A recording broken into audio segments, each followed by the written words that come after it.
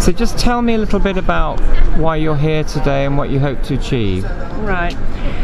Well, I'm here basically in any of the protests, or perhaps they're not so much protests, more requests for the government, decision makers, policy makers to deal with this whole pandemic issue slightly more humanely and clemently than they're doing already, and particularly where it affects the children's health and future well-being. And just come here so I can get Downing Street in the background. Okay, right. Do you want to just come this side? And then, yeah, lovely. Do you want to start again? No, it's fine. Keep going. Right, so it's all about the children's health, well-being, welfare, protection, proper education, hopes of having a future at all. And having a future is really what's worrying a lot of people at the moment. So of course it affects everybody's children. Parents particularly are extremely worried, and children just qualifying or trying to qualify at the end of their educational system.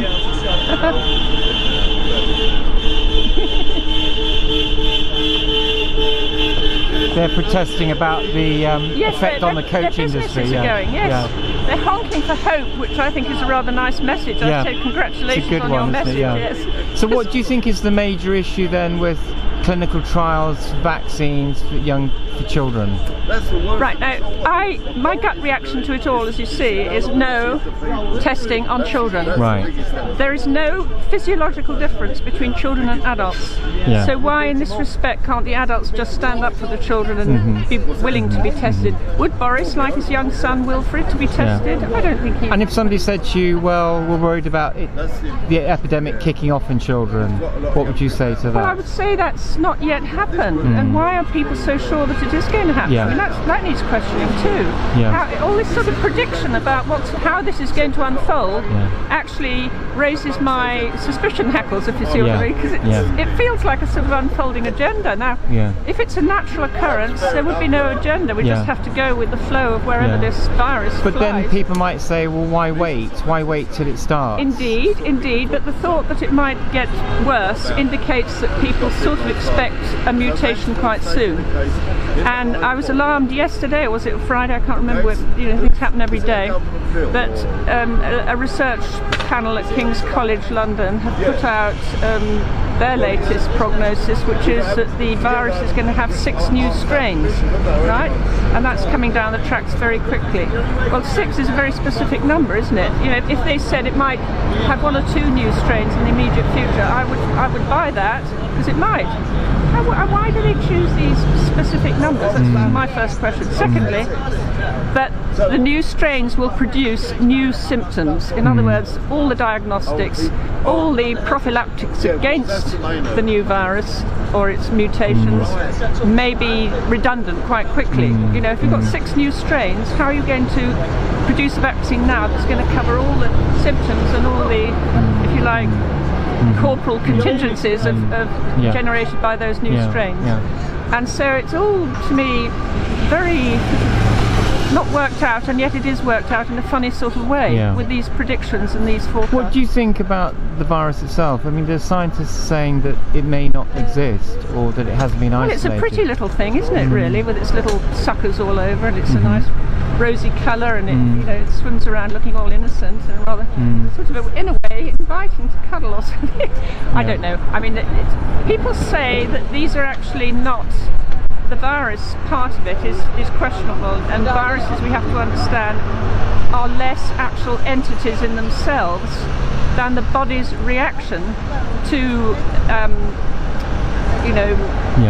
foreign substances coming in, and bacteria could be amongst it. Do you know what I'm saying? And anything that comes into the body which sets up the immune system into high gear, which is what this one seems to do, then you have to say, well, part of its behaviour is actually due to the human body's reaction. And that the human body does have its own little sort of virus-like fighters that go out in defence when it's attacked by foreign bodies from outside. So, it's, again, the science of it is not very clear, and there seems to be quite a range of opinions, including amongst the medical profession and biomedical people themselves.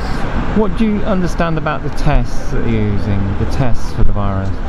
The medical tests? The tests of the virus, well, all tests, I mean, they always start with animals, so I'm glad that we're already into human testing, because that's really how it should be, because you know, there are so many narratives about this virus. One of them is that it originated from animals in some shape or form. I don't actually go there myself, but anyway, if it's landed in humans and become a human virus, then humans obviously need to test it.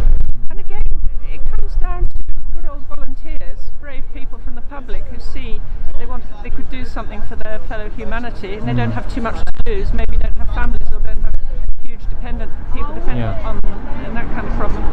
So they can put themselves forward and be very brave citizens, and this is all that's needed at the moment. You don't actually need to cherry pick children out of God knows where. You know, there's this horrible new measure where social services don't have to check up as much as they used to on children's homes and what's going on with children in care. Really? Yes, that's a measure that came in with the Coronavirus Act, and it's a sort of children's dimension, if you like, of the Coronavirus Act. So social services, who will be at full stretch with other things, don't have to, you know, can leave the children's homes, and that's a sneaky thing to happen, because there's already things going on in the children's homes which are less than desirable, and with one raft of supervision of them taken away or you know, reduced, that's a new danger for children that slipped under the radar during the lockdown period.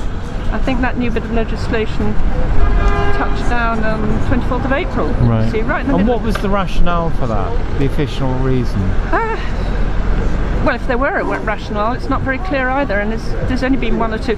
I tell you what, the place to go to check up on all of that, and actually I'll put out a plug for this, because 38 Degrees, which is a very good organisation and sometimes hits harder than reaches parts that other, what you might call online campaigns don't reach, has zoned in on this bit of legislation.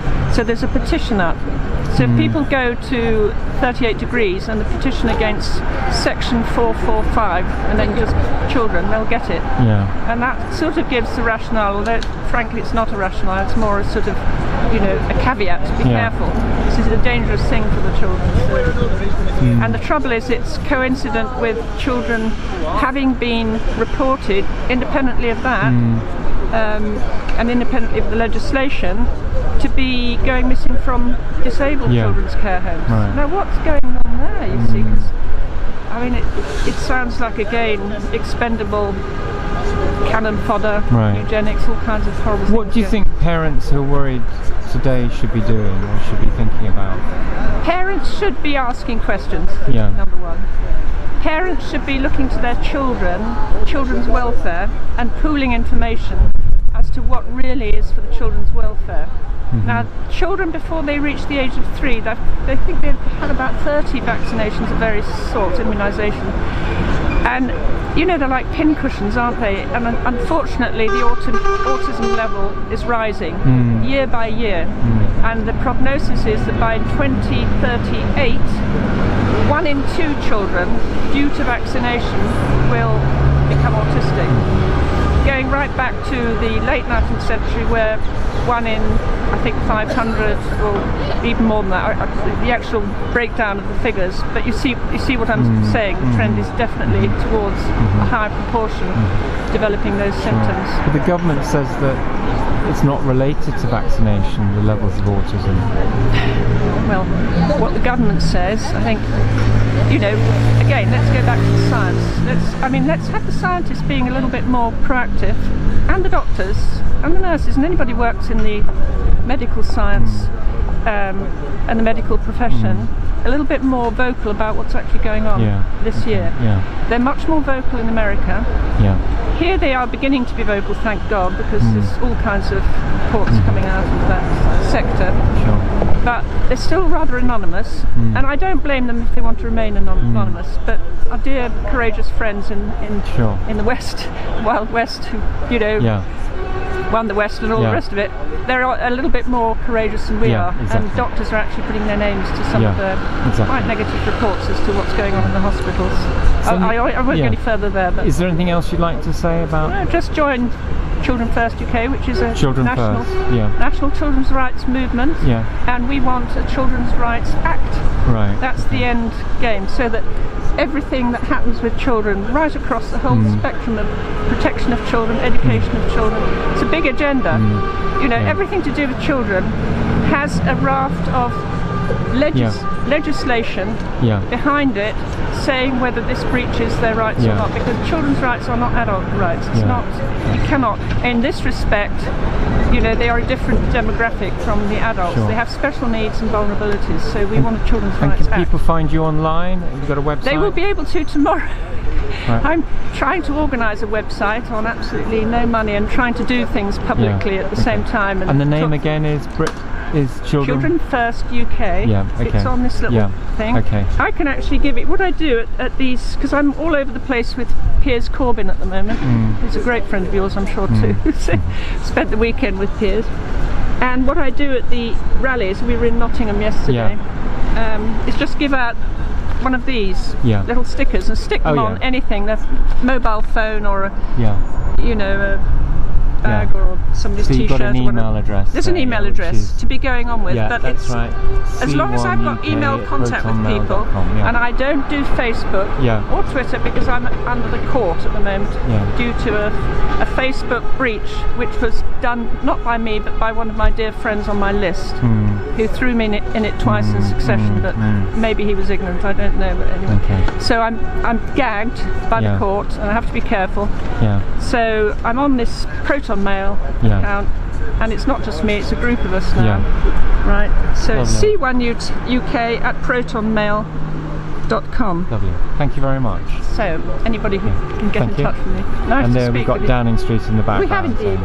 Centre of power. And I wish their family all the best in the world. Thank you very much.